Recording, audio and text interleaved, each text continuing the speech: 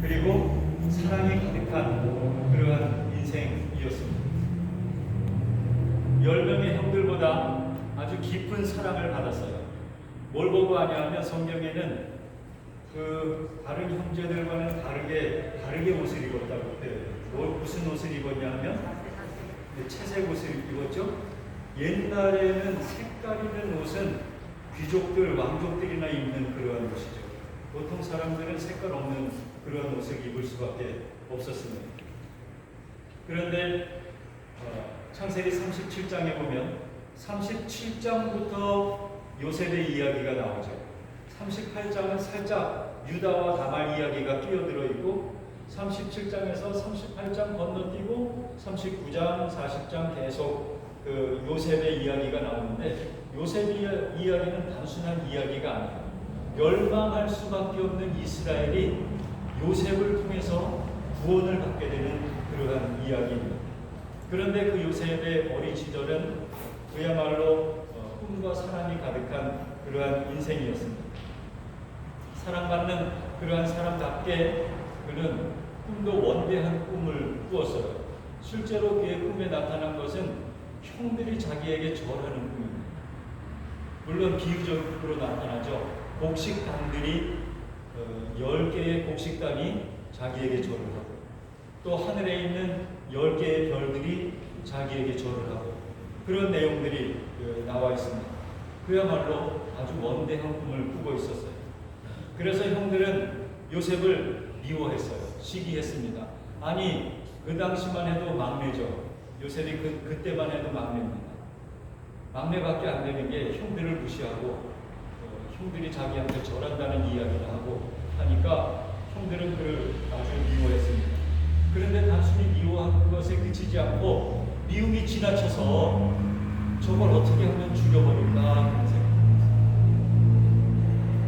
막내 동생 얼마나 사랑스러운 막내 동생일까요? 그런데 그 사랑스러운 막내 동생이 미워서 그 막내를 죽여버리려고 했습니다.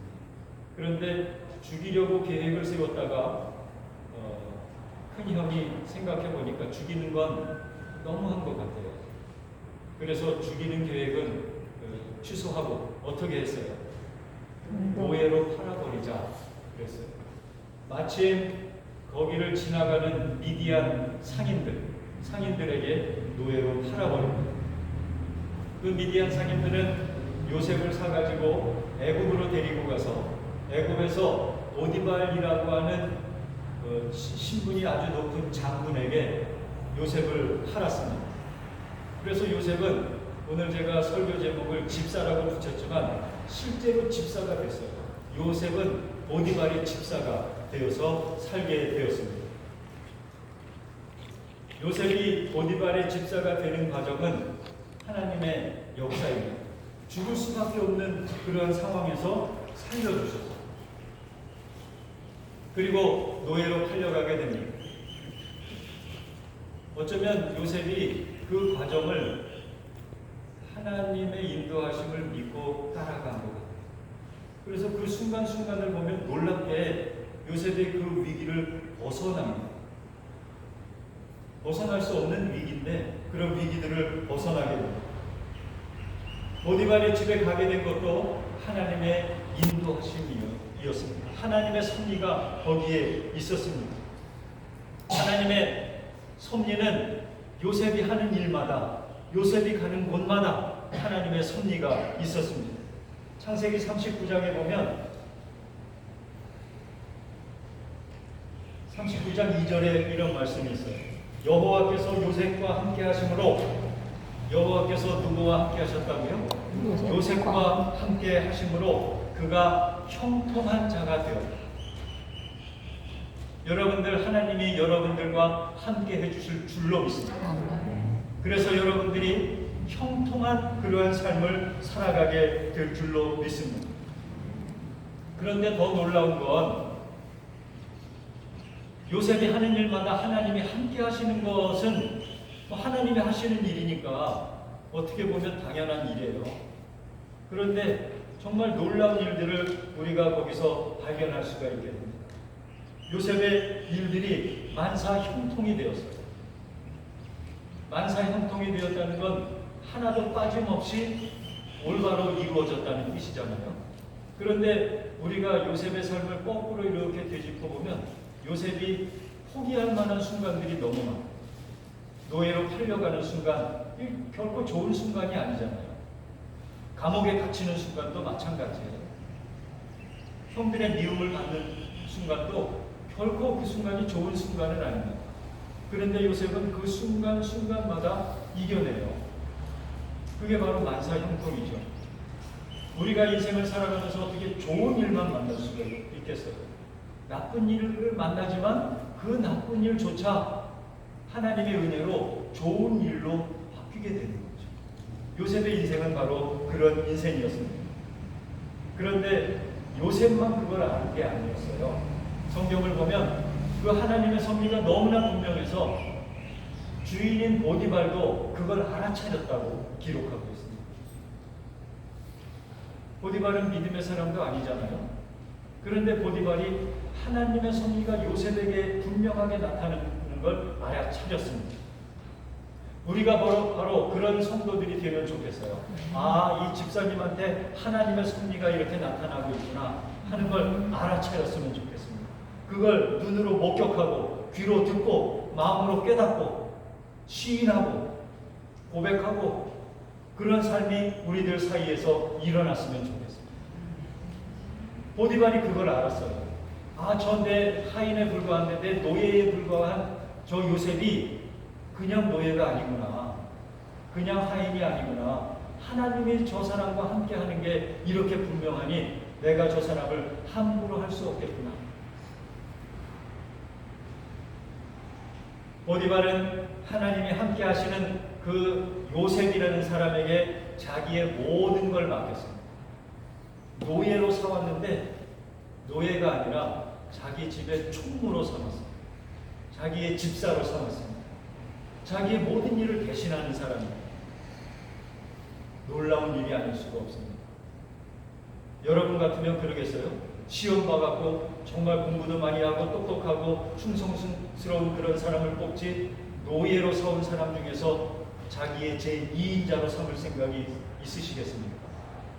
하나님의 섭리가 아니고는 그런 일이 벌어질 수가 없을 것입니다.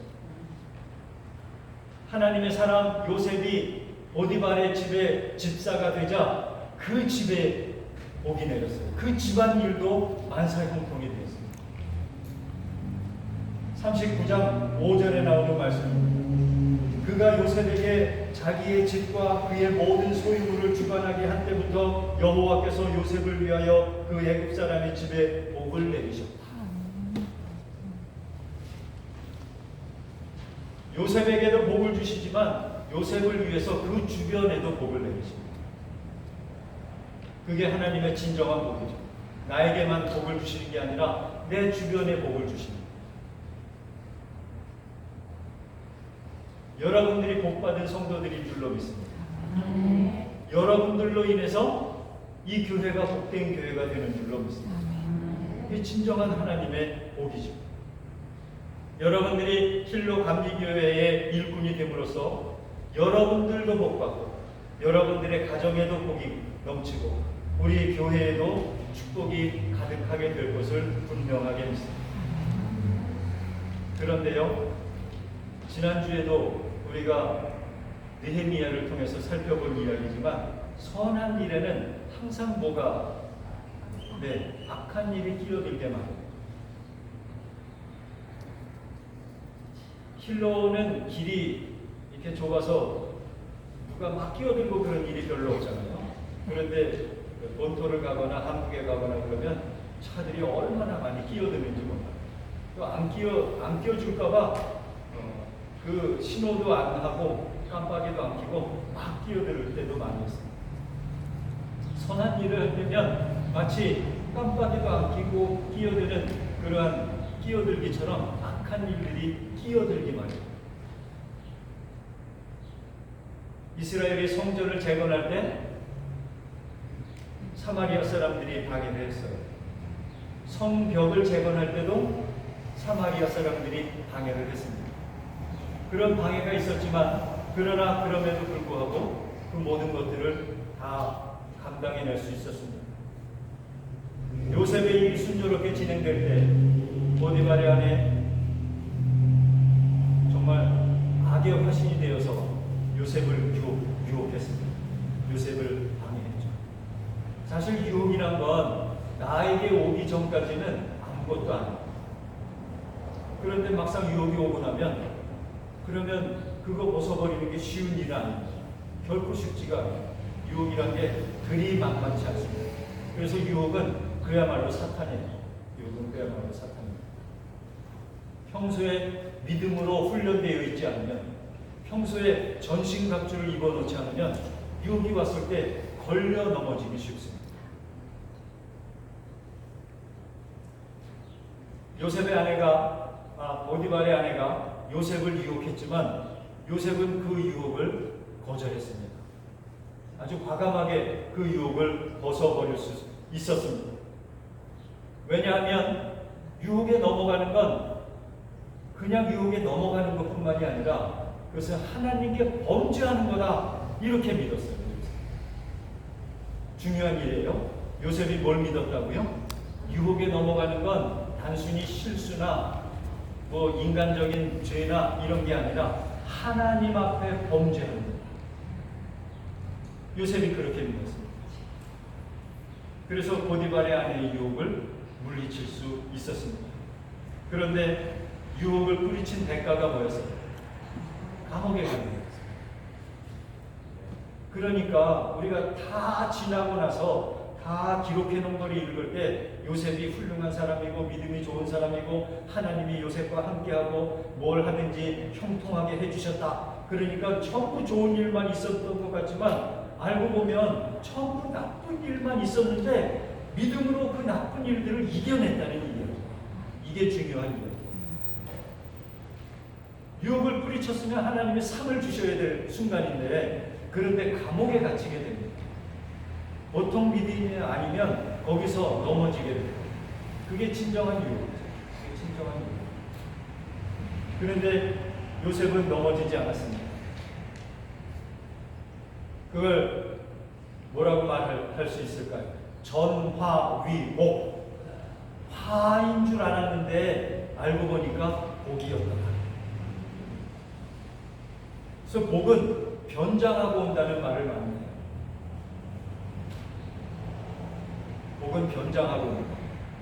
그래서 복을 받는 게 그렇게 쉬운 게 아닌 것 같아요. 얼핏 보면 복 같아 보이지가 않으니까 변장을 하고 있어요. 믿음의 소설을 보면 그런 이야기들이 정말 많죠. 예수님을 만나는데 예수님이 멋진 모습이에요? 아니에요. 노숙자 모습으로 예수님이 막 술주정꾼 모습으로 막 그렇게 나타나요. 그런데 알고 보니까 지나고 나니까 그분이 예수님인 걸 나중에 알게 되죠. 예수님이 변장을 하셨어요. 복도 그렇게 변장을 하고 나타나게 됩니다. 여러분들이 그 변장하고 다가오는 그 복을 잘 알아볼 수 있게 되기를 주님의 이름으로 축원합니다.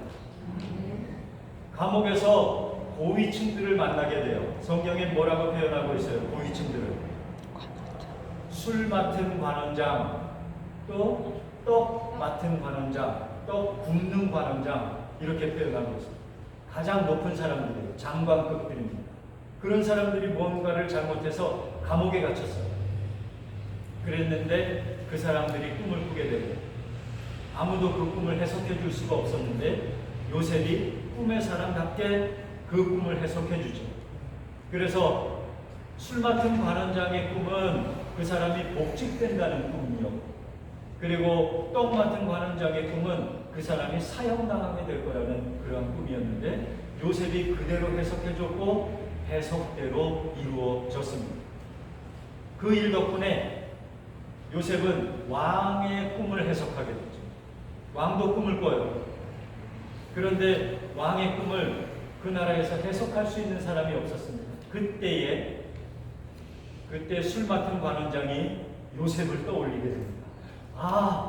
내가 2년 전에 감옥에 있을 때 내가 복직될 거라는 꿈을 해석해준 요셉이라는 사람이 있었구나. 그래서 왕에게 그 이야기를 하죠. 여차저차 내가 감옥에서 복직될 것을 꿈꿨는데 그것을 해석해 준 사람이 있습니다. 그래서 왕이 요셉을 불러오죠. 그리고 요셉이 그 꿈을 해석해 준 대로 왕이 그것을 받아들이고, 그래서 그 나라가 멸망의 위기에 처해 있었는데 요셉의 그 꿈 해석 덕분에 멸망에서 벗어나게 됩니다. 이건 정말 중요한 사건이에요. 그 사건하고 이스라엘이 멸망하는 사건은 정말 아주 밀접해요. 나라가 왜 망하게 되는 걸까요? 기근이 와서 망하는 거예요. 모든 나라들이 망할 수밖에 없는 그러한 상황이었어요. 그때 요셉의 그 꿈 해석은 미리부터 준비를 해서 기근이 왔을 때 먹을 걸 준비하고 있게 됩니다. 그때 요셉의 아버지와 형들은 대비할 수 없었고 굶어 죽을 수밖에 없는 그러한 상황이었습니다. 놀라운 그러한 아주 밀접한 사건입니다. 요셉이 그 꿈을 해석해 줌으로 말미암아서 장군의 집사였던 요셉은 왕의 집사가 됩니다. 장군의 집사일 때는 그 직분이 뭐였어요? 총무였잖아요. 그런데 왕의 집사가 되니까 직분이 뭐가 돼요? 총리가 돼요. 총무에서, 한 집의 총무에서 한 나라의 총리가 되었습니다. 왕의 집사인 셈입니다. 그래서 왕은 보디발이 요셉에게 모든 걸 맡긴 것처럼 왕은 요셉에게 모든 걸 맡겼습니다. 그리고 나라는 그때부터 부강해집니다. 멸망의 위기를 벗어나게 되었습니다. 요셉이 애굽의 총리로 있는 동안 가나안에 있던 형들이 굶주림을 견디지 못해서 애굽으로 식량을 구하러 옵니다. 식량을 사러 옵니다. 그런데 요셉은 단번에 그 형들을 알아보지만 형들은 요셉을 알아보지 못하죠. 그래서 몇 번의 일들이 벌어집니다. 요셉이 형들 몰래 형들을 약간 괴롭히죠. 자기 걸 훔친 것으로 이렇게 함정을 하기도 하고, 결국은 형들이 요셉인 걸 알아차리게 됩니다. 요셉이 형들에게 자기를 고백하죠. 그때 형들은 요셉에게 절을 했습니다. 창세기 43장에 나오는 이야기입니다. 형들이 요셉에게 절을 하더라. 이게 뭐가 딱 떠올라요? 요셉이 꾸었던 꿈이 떠오르죠. 하늘의 별들이 요셉에게 절하고 곡식단들이 요셉에게 절하던 그 꿈들이 바로 먼 훗날 이렇게 이루어지는 그러한 현실을 우리는 목격하게 됩니다. 요셉의 어릴 적 꿈이 그대로 실현되었습니다. 여러분들의 꿈은 무엇입니까? 여러분들이 매일매일 믿음으로 꿈꾸고 살아가고 여러분들의 그 믿음으로 꾼 꿈이 현실로 이루어지게 되기를 주님의 이름으로 간절히 축원합니다. 형들이 요셉을 알아보게 되었을 때 형들은 두려움에 떨게 되었습니다. 우리가 요셉을 죽이려고 했는데 이제는 요셉이 우리를 죽이겠구나, 그런 생각을 했습니다. 그러나 요셉은 형들을 안심시키죠. 뭐라고 말하면서 안심시켰어요?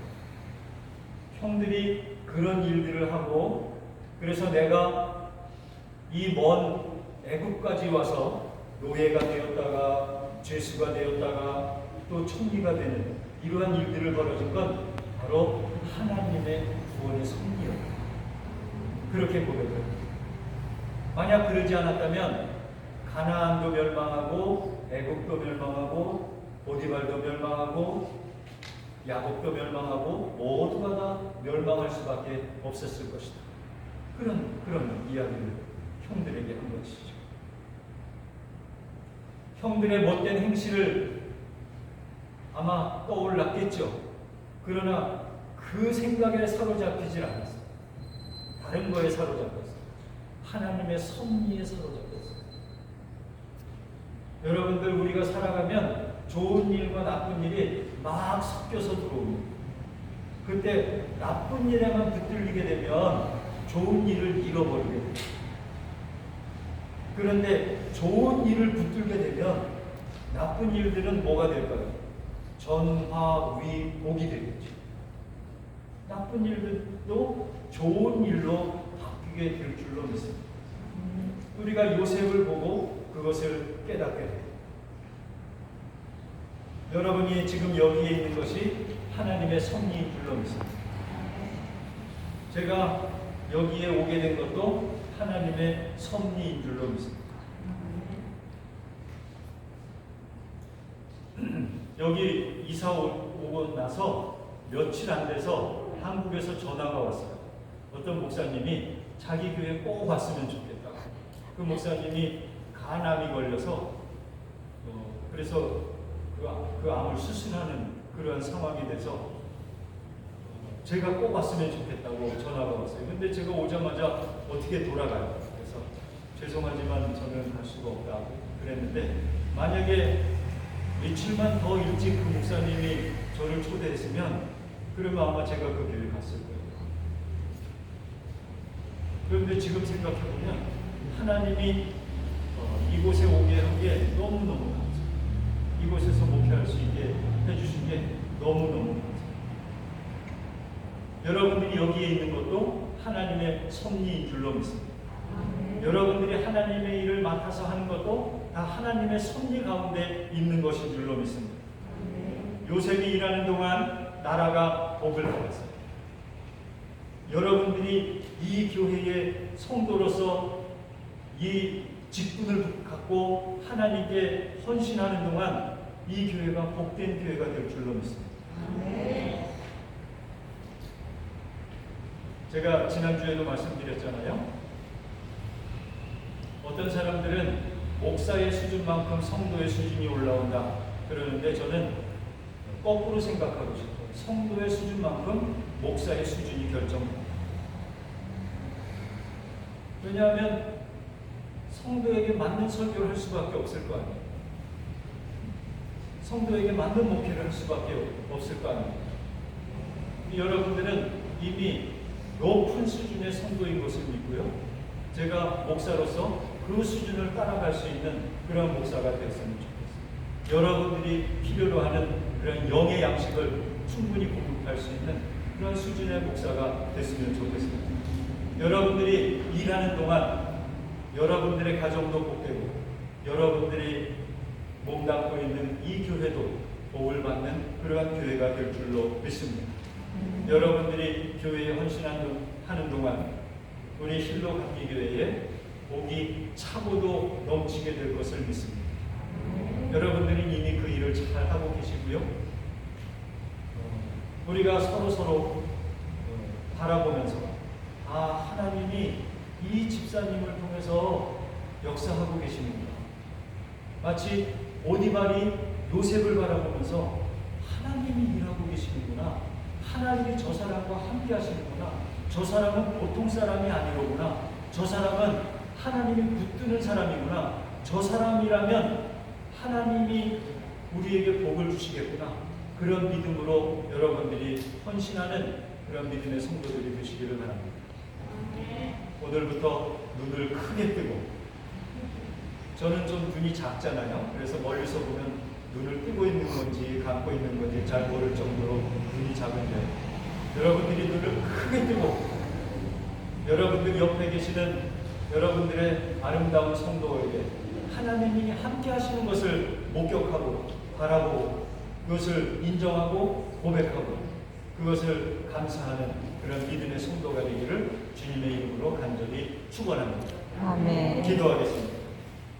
사랑의 주님, 감사합니다. 요셉